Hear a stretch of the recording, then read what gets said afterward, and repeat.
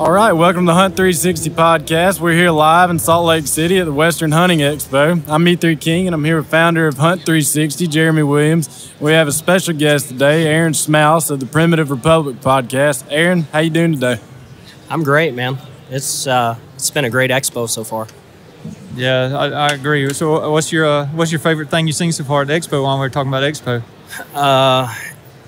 The favorite thing I've seen as far as like just people or gear or what whatever. stands out at you at this show compared to ones in the past? Well, tomorrow morning, I'm going to have we're going to be recording a podcast with Rocky Jacobson, Christy Titus, and Josh Fields. So I'm pretty excited about that one. I had Trent with Born and Raised had asked me to be on his podcast, and I have been talking to Casey with Hush about having him on mine as well. So that's nice. It's been pretty good as far as content goes, and seeing a lot of cool gear and stuff like that. So definitely a lot of cool deer here. Yeah, definitely. Yeah, this is a place to be if you want to see some big mule deer mounts. Oh yeah, elk too. Absolutely. Oh yeah. So I did the World Elk Calling Championship this last June in Park City, and so Total Archery Challenge was there, and I mean, just going through Total Archery Challenge, we saw elk and stuff like that. So it's cool. It's pretty neat. Yeah. Pretty good area. So you participated in the calling today? Yeah, I did. Yeah. Yep. So you use the Rocky Mountain game calls? Yeah, I use Rocky Mountain game calls. I've probably hear them in the background. I've used them actually since I was like 12 years old, and so just that brand loyalty, I guess, has been kind of cultivated in me. Yeah, we've been listening to them all weekend over here. Yeah, I bet you're sick of them. No, they're not too bad, and they don't pick pretty up entertaining.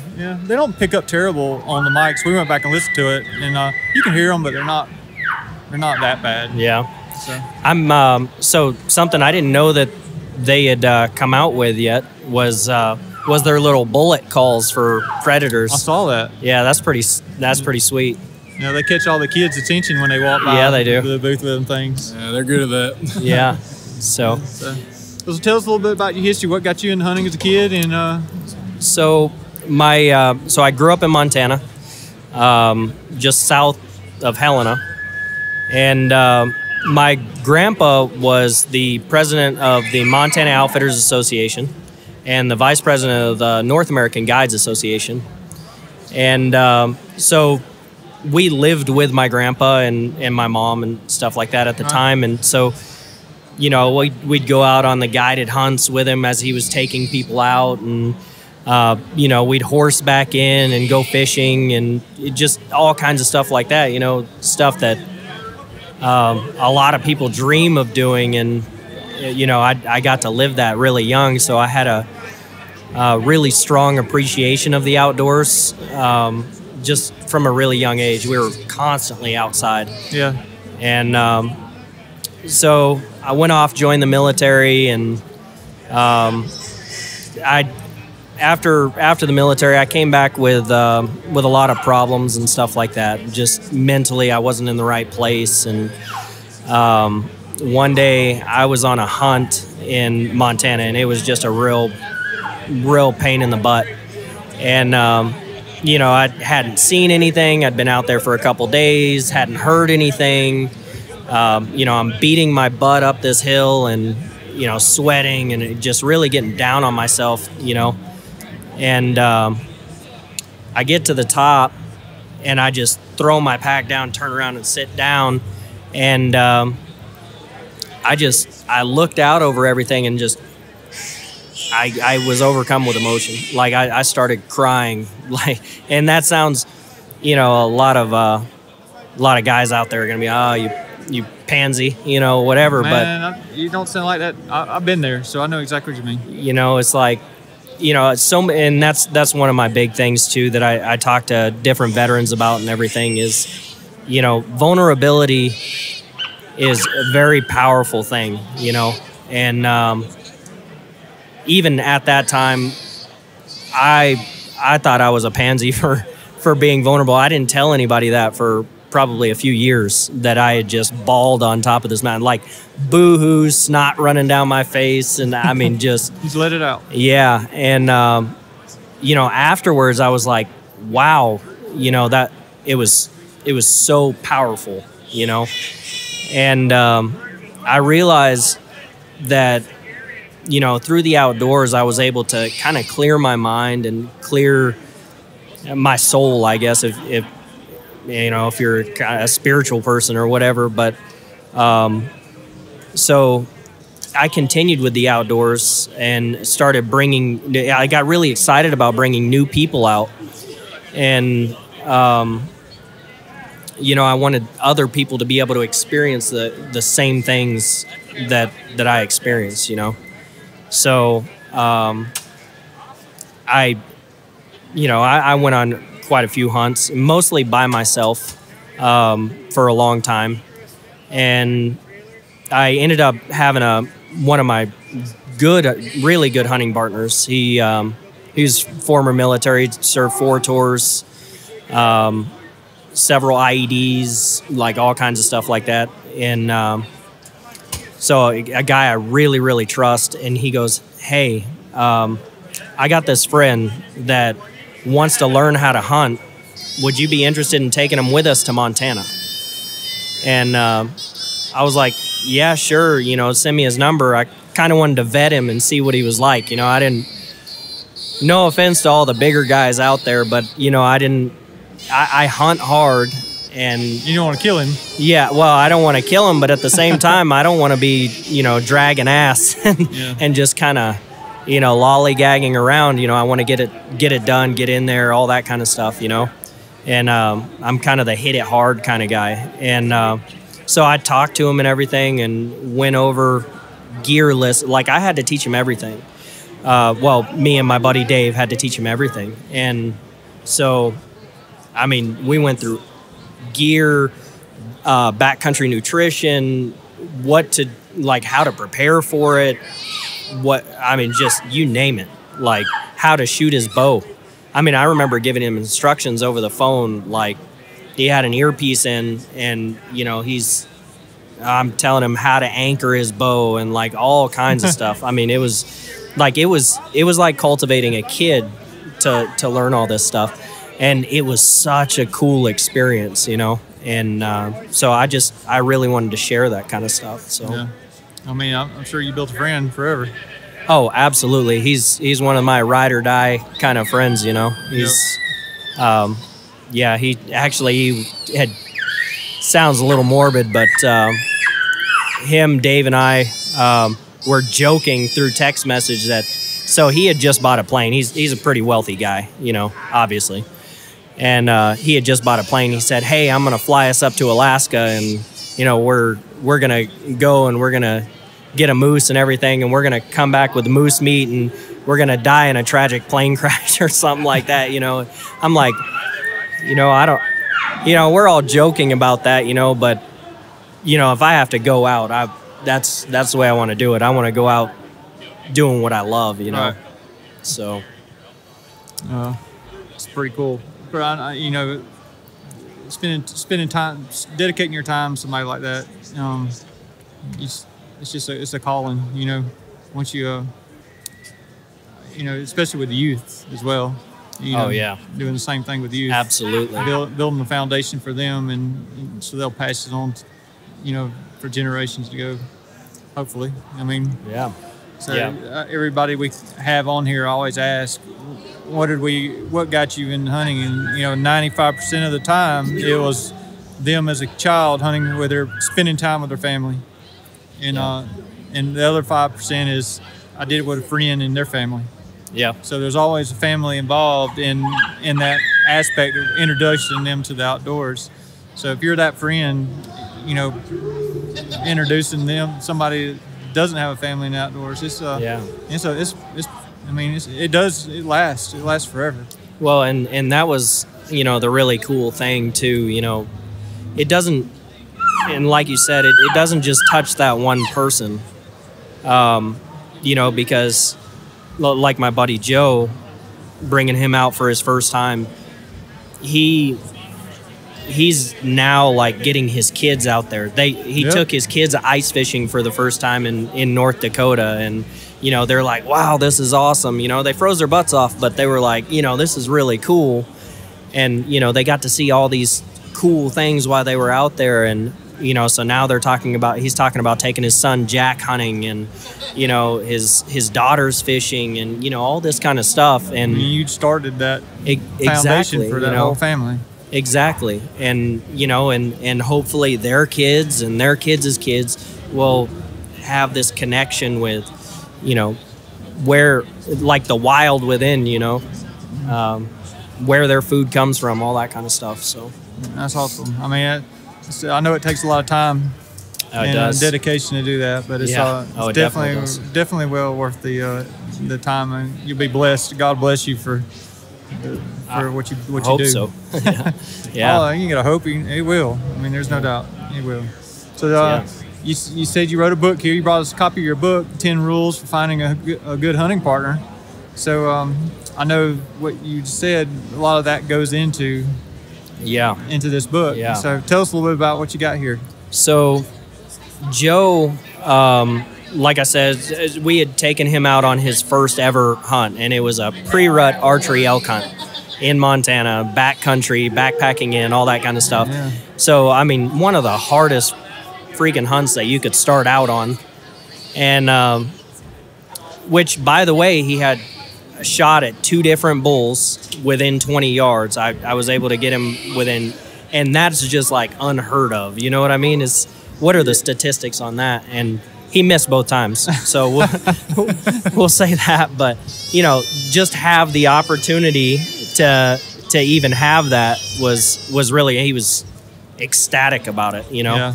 So, you know, we're walking through the backcountry, and, you know, it's grueling and all that kind of stuff. We had been over deadfall and all kinds of stuff that day. And our buddy Dave and I were talking about what makes a good hunting partner, because bringing somebody into the backcountry and bringing them into hunting and all that kind of stuff isn't just about teaching them how to hunt. It's about teaching them the ethics behind it, you know, how to be a good hunting partner, how, you know, what it means. And a lot of it are like military type brotherhood formations, you know, the guys that suffer together are the ones that are closest forever. Like some of my military friends that I've suffered with, I'm closer with them than some of my family. No offense to any of my family out there that might be listening, but you know, I'm with you. You build a bond. Oh yeah, you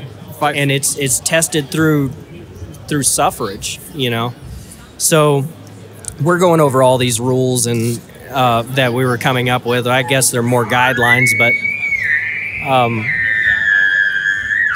so as we're going over all this, Joe kind of sits back, and he's like I said, he's a very wealthy business guy, you know. He's top-notch business guy. And he goes, man, all of that you just said fits for like everything. He's like, it fits a marriage, it fits business, it fits hunting, everything. And he goes, you know, he said, let's break those down. And he's like, you know, as a hunting partner, you know, you want somebody that's gonna work as hard as you do, basically. And I said, well, yeah.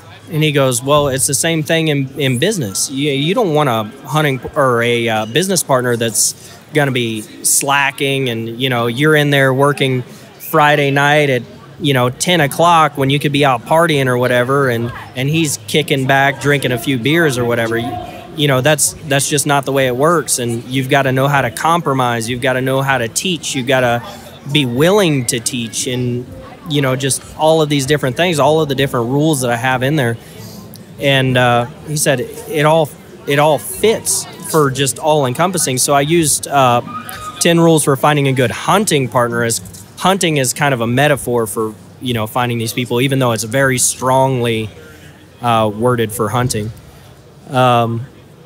So I get back, you know, from the hunt, and I decide to write a blog post. And I put it out on social media or whatever, my blog and everything, and my website traffic increased 4,200%. And I was like, dang, maybe I hit on something. Maybe more people want to hear about this. So I wrote a book and I sold like 10 copies. No, I mean, I've sold, more than 10 copies. But something I found through the book was we have this ego about us. Like if we've been hunting forever, we're like, oh, I know how to find a hunting partner or whatever.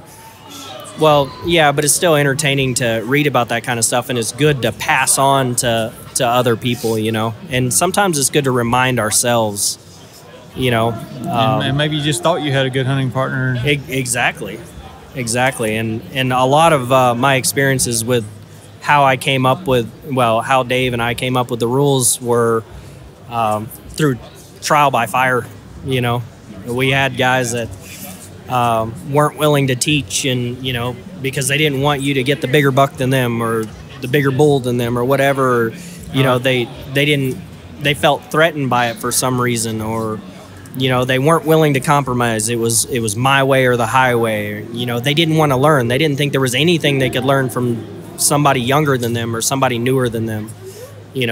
So all these different things were trial by fire, really. So. Well, it's really cool. I mean, you're exactly right. Finding that partner goes with all aspects of life. Oh yeah. Business, marriage, relationships. Friends, hunting friends, all of it. Yeah, absolutely. So, I think it's interesting what you got there. And I think, like you said, when you get to the point where you don't think there's anything left for you to learn or know, I think that's a dangerous place to be. And the way it can relate to life, everything in hunting relates to life. Hunting really is life. It's just in action. Yeah, absolutely. But see, what's sad about it is there's a lot of people out there that think that, and maybe they don't actually think this in the forefront of their mind psychologically, but they kind of seem like, oh well, I've already got it figured out. Maybe they've been successful for in the conventional sense, notching a tag, for a few years in a row. Cool. But I tell you what, I learn every single time I go out there. The elk beat me every single time I go out there. The deer, same thing. Hogs, same thing. I'm constantly learning, and the moment that I stop learning, I might as well just roll over and die, because what else is there to live for? I'm not going to tell everybody what your rules are here, but at rule number 10, you can't express that enough. That word should not even exist in the dictionary. That's it don't in my dictionary anyway. It don't happen. So yeah, you make it. We had a guy the other day tell us, what was the saying he told us about hope's not an option? Hope isn't a course of action. Yeah, hope's not a course of action. That really struck to me. Then reading that rule there, you have, those two are very strong. Yeah. Complement one another. Oh, absolutely. And, just having somebody too that isn't willing to let you fail. You can fail together, and you're going to fail a lot together. Oh, yeah. But it's how you act after you fail. Exactly. How you act after you fail and while it's going on. You got to have that person or that mentality if you're a solo hunter. But, you've got to have that person with you that's like, okay, come on. Look, I know you just missed that shot. Let's go. There's more out there. And that was something that I experienced with Joe. He the first bull that he missed 15 yards, and it hit a twig, and we didn't even see it. I had it videoed and everything, and from where I was, I didn't have a good angle on it because I had pulled back so that I could draw the bull to him, and it just worked perfectly, and has nothing to do with my calling skills. But no, it just worked perfect. And he hit that twig and it shot right under him, and I heard this like, you know the sound when it hits the animal, right? Yeah. And I'm like, yes, he got it. Joe thought the same thing. He was like, yes, he's like vibrating. And, the bull ran uphill, and I was like, that's not a good hit. That's not a good sign if he runs uphill, So I'm like, all right, so we're going to give it a little while. And, if it was a bad hit, we're going to let him lay down and, all that kind of stuff. And nobody wants to make a bad hit, but it's reality, And so we're sitting there. I give it, about 45 minutes. And, 45 minutes, 15 yards away from where he shot this bull. And all he's wanting is to go over and check blood. And, he's like, can we go? And I'm like, no, we got to give it time. We can't move, because if you jump a bull, they can go for miles. And so we wait, and so we finally get up to go over there, and I'm like, crap. I knew exactly what happened. There was a dead stump back behind, just up a little bit, and it hit that dead stump, and it sounded just like it hit that bull. And Joe's over there looking for blood, and I was like, hey, here's your arrow. And he's like, yes, yeah, he's like, I'm like, I hate to tell you, man, but you missed. He's like, how did I miss? And, he's like going through all this. And he goes, I'm done. We had been out there for 7 days, and he's like, I'm done. And I'm like, no, we're going to keep going. We got to go up and around and, all that. And I was like, we got to keep going. He said, no, the truck is that way. I'm done. And I said, no, you're not done. Let's go. And I pushed him to keep going. And later on, he goes, thank you. He said, at that point, I was done. And, I was ready to give up on myself, and you would not let me give up. And I was like, that is what a hunting partner, what a brother in arms, and, just a good friend does, And he was like, thank you so much. And he ended up getting a shot at another bull, which he also missed at like 20 yards. But poor guy. This bull like came running straight at him, and as if it was like God telling him, hey, turn broadside right in front of him and just stand there. That's exactly what happened. And he just like shakes and everything like that, and he ended up missing. But it was that was another situation where it was like, I'm done. And then like a day later, I missed a bull. I misranged it. I hit the tree behind him, shot over his back, and I was in that same position. I'm like, dang it, man, I'm done. We walked over 140 miles that trip, and I was like, I was beat and everything. He said, nope, we've got tomorrow morning, and then we're done. If we don't get anything tomorrow morning, then we're done, and we'll come back next year. And, that's just the way it works, No, it's cool. It was that's a real cool story. So I know it's exciting to see, the results of all the hard effort you put into making you change somebody's life. Not only his life, his whole family's life. Oh, absolutely. And, you just keep finding more and more to keep pushing. Yeah. Yeah. Don't give up. And that's the big thing with a lot of people too. They get frustrated out there, and, they're like, oh, I never see anything. So they hang it up, and their tree stand sits in the back of their shed or whatever, or, whatever style of hunting. And we all been there. Yeah. Everybody's guilty of doing it, but we all keep, we all come back, because it's in our blood. It's definitely in our blood to do it. Oh. So yeah. go ahead. I was just gonna say, iron without a doubt sharpens iron. And, you know, a lot of times I feel like, at least in my experiences, I may see something in you that you don't see in yourself at the moment. Absolutely. And, you know, vice versa. And when you can have that type of relationship and that type of feedback with each other, you know, the results are like you just said. Yeah. Yeah, you build people up. I mean, you get so much out of people when you build them up, give them confidence. And, I mean, if it's from your children to anybody, just a stranger. I mean, you always just, well, like we at these shows, I always shake the hand, meet people, stand beside you, because you just never know who you're standing beside. Oh, that's right. You just never know. You shake your hand, next thing you know, you carry a conversation, and, you know, you carry on.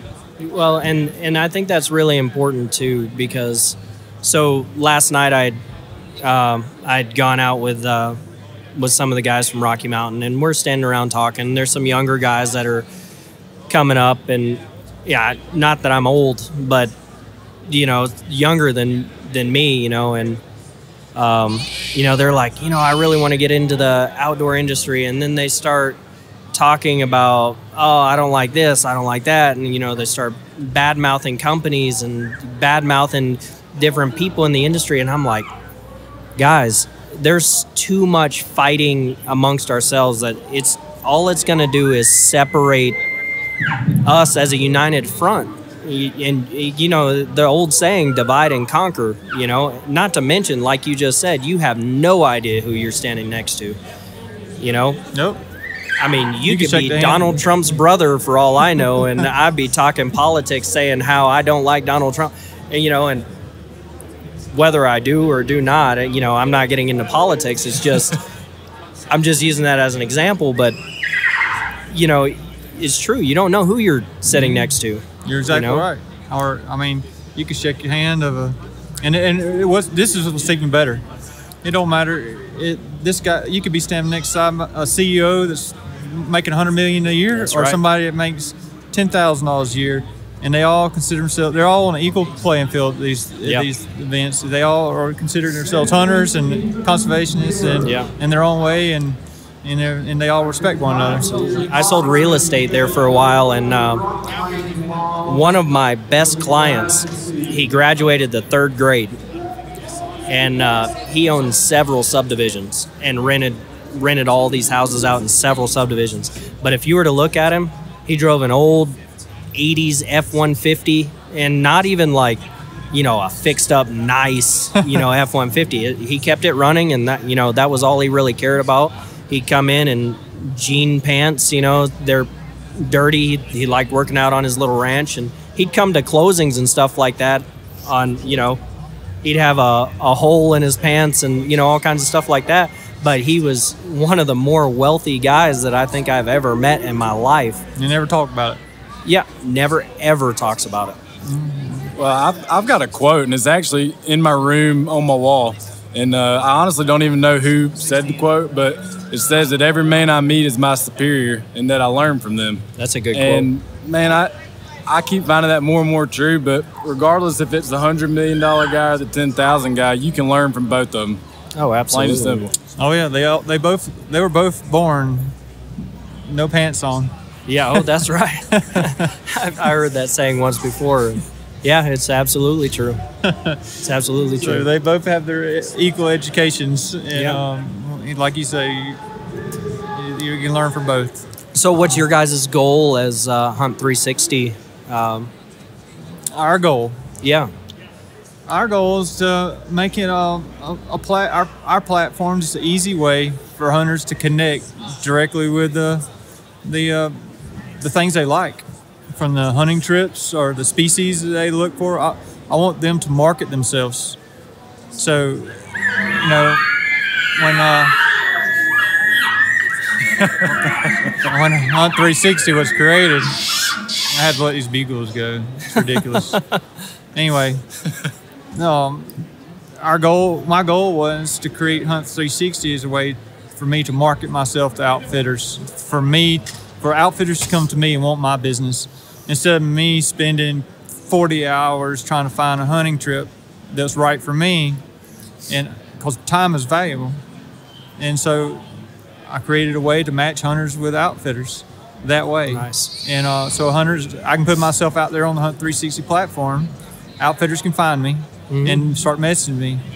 But I needed to make it a free service. Yeah. Because nobody wants to pay for discounts, you know. So it's got to be free. Everything's got to be free nowadays to get volume. Yeah. So we just took a lot of time and effort to put matching products with those hunts.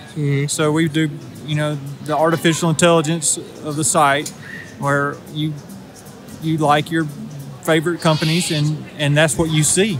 You see your favorites and the data, or you know, from the content those companies are sharing to the videos, the podcast, to the products that you want to see.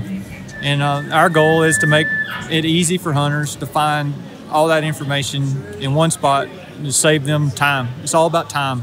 Right. Time is valuable. You can't get time back. These seconds that go by are gone.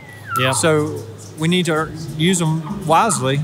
And if I can make it, if Hunt360 can make you solve a problem of wasting time, you know, it'll be successful. And that's our goal, is to solve, you know, to keep people from wasting time, and make it easy.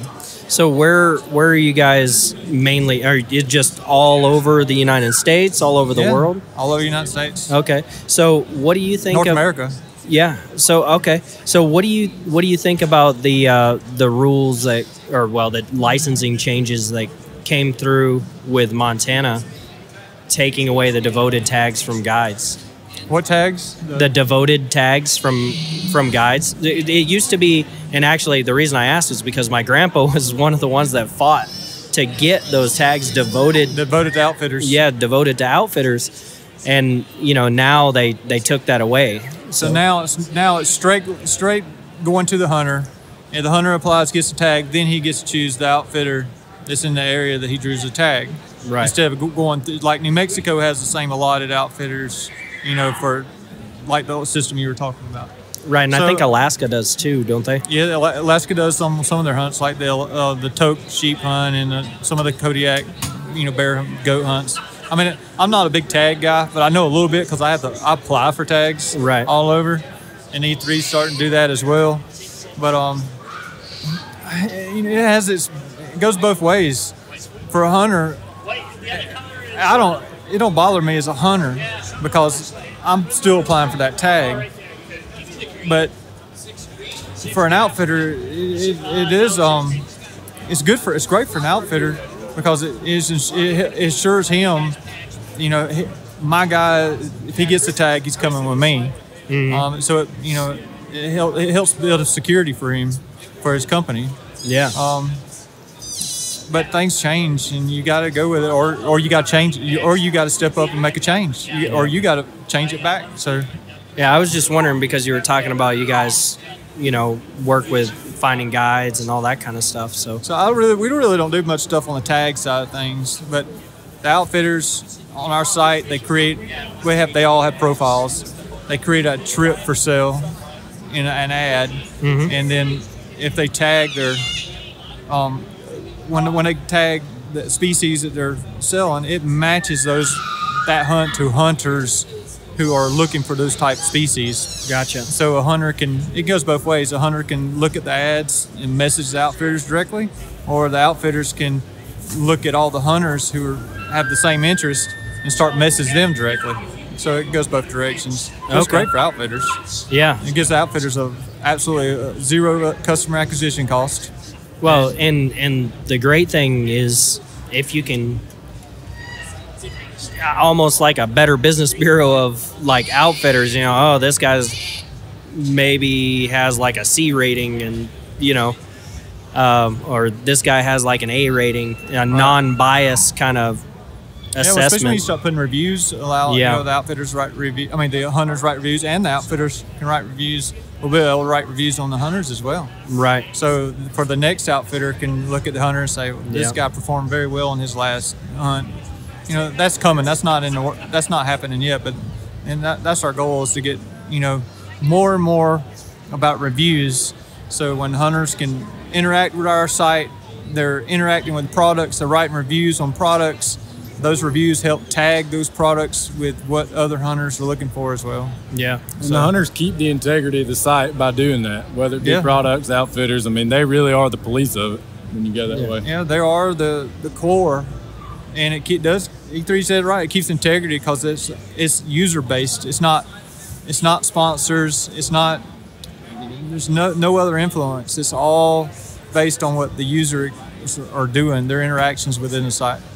That's cool. That's pretty neat. That's where it's growing. That's the end goal, you know. Right. And then, of course, they're buying direct from the manufacturer, you know, which is, you know, the manufacturers are looking for ways to sell direct to the customers now so they can get that good customer relationship, you know, directly.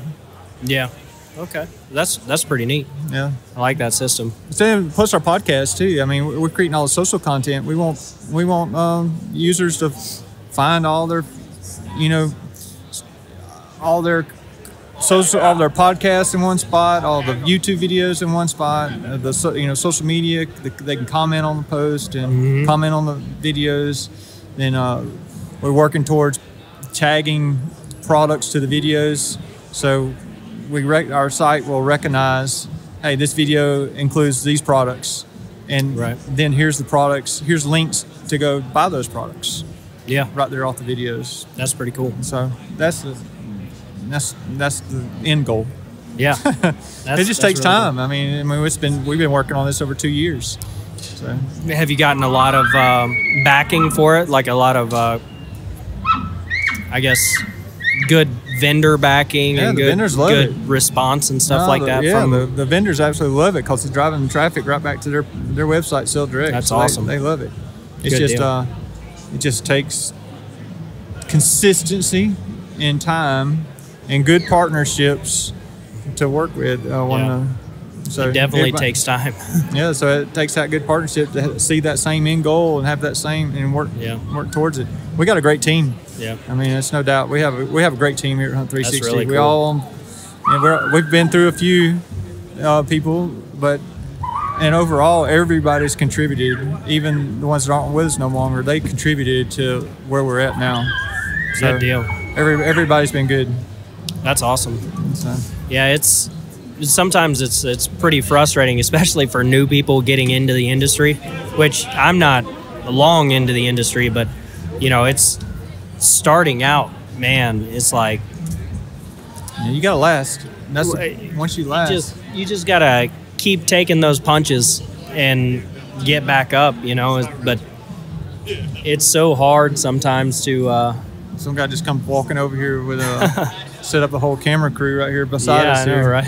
I don't know what they're about to have coming down through here. I don't know, but yeah, I mean, it's so hard for anybody that's trying to get into the industry. You know, it's like that hashtag nation kind of thing, you know, where you almost have to have something to go viral to blow up overnight. You know, it's like otherwise it just takes longevity and consistency and just a lot of work. And I mean, going viral is like hitting the lottery. Yeah. So you can't count on that. Yeah. You got to be in it for the long haul and consistency. Put your face in front of people all the time, so they recognize and remember you and say, oh, you know what? Right. That guy. Let's call that guy. You remember him? Yeah. And I think, you know, as a I don't know, as media creators and all that kind of stuff, and this goes back to everybody. I don't think we do a good enough job personally, just as a whole, letting people know how long we've been struggling trying to make this happen. You know what I mean? Yeah. You know, you see this instant fame, you know, Instagram kind of thing where it's like, oh, well, this person just all of a sudden has 300,000 followers. Well, you know, that may be so. This person might have 300,000 followers now, but you didn't see the 15 years before that, you know, they've been working with different companies and, you know, just all of these different things, you know. Yep. It takes 15 years to become an overnight success. Yeah, exactly. You know, 15 years of foundation that sits there and says all of a sudden everybody starts clicking like, you remember that guy? Let's call him about doing something. Yeah. Then all of a sudden there's another guy that sees him off that, and all of a sudden it just snowballs into a real quick. And it's a crap ton of failures too. Oh, yeah. I mean, man, I can't tell you how many times I've just botched it, you know?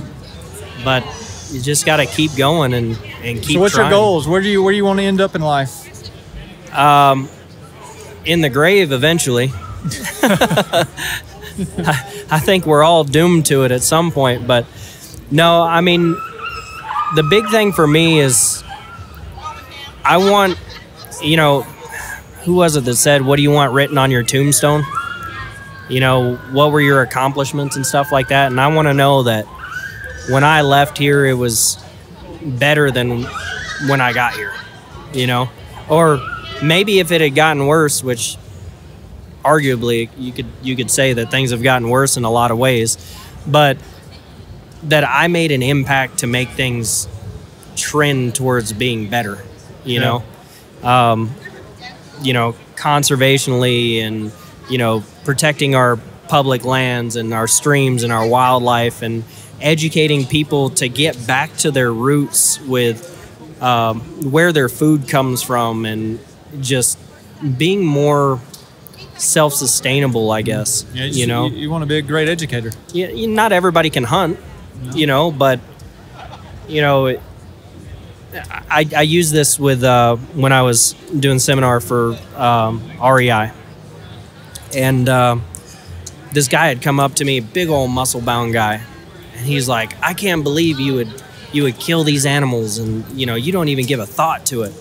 And I was like, "Well, first off, where do you get your protein?" I said, "Because I've never seen a vegan that had that much muscle." And he said, "Well, I take whey protein." I said, "Well, that's an animal byproduct. So you've got to look at everything that you're doing before you can demonize everybody else." I said, when you go and watch the Super Bowl or something like that, how many chicken wings do you eat?" And he's like, "What does that matter?" And I said, "Well, just humor me." He's like, "I don't know, maybe 10, 12. And I'm like, "How many wings does a chicken have?" And he's like, "Well, it has 2 wings." And I said, "Well, let me tell you, you just killed more animals in that one meal than I did my entire year."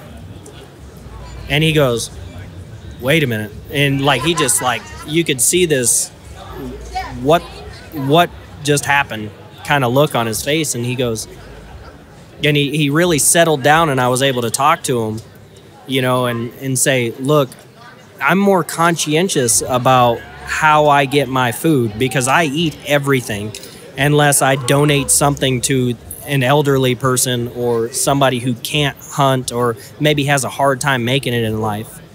You know, I eat everything. And I don't even bone out my animals. And I actually come back with marrow and all kinds of stuff like that. My dog's food, the tendons and the offcuts, fat, all that kind of stuff, I grind that up, cook it into hamburger, and separate it into little 4-ounce bags for my dog, and that's what he eats. So I am more conscientious in what I do than that guy that goes and orders 10 chicken wings in that aspect. And I want people to realize just where it comes from. It's not just some chicken wing fairy just doesn't pop up and say, bang, you know, here's your 10 chicken wings. You know, I want people to realize that, you know, actions have consequences. And if it comes to meat or an animal byproduct, an animal had to die for that for the most part. Oh, yeah. You know, so yeah, that, I guess, in a long form, that's kind of what I would like to think my goal is. Yeah. So where can people buy your book at? Really anywhere online. You can go to Amazon, barnesandnoble.com, you know, all that kind of stuff. 10 Rules of Finding a Good Hunting Partner. Yep. So you got a website? I do. It's www.archeryoutdoorsman.com. And I do a lot of, you know, different articles and stuff like that. And I've written some different articles for... You sell the book on your website too? I do sell the book on the website as well. Okay.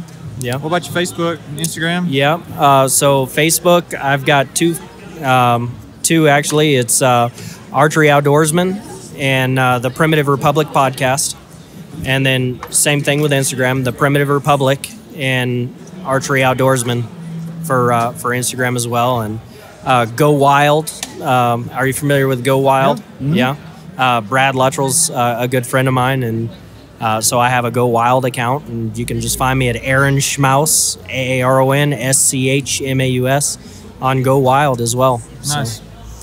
Well, it's, man, it's been a pleasure talking with you. As a matter of fact, we will once our podcast page is finished on our directory on our Hunt360 site, we'll have your podcast imported on our site as well. Awesome. Sounds great.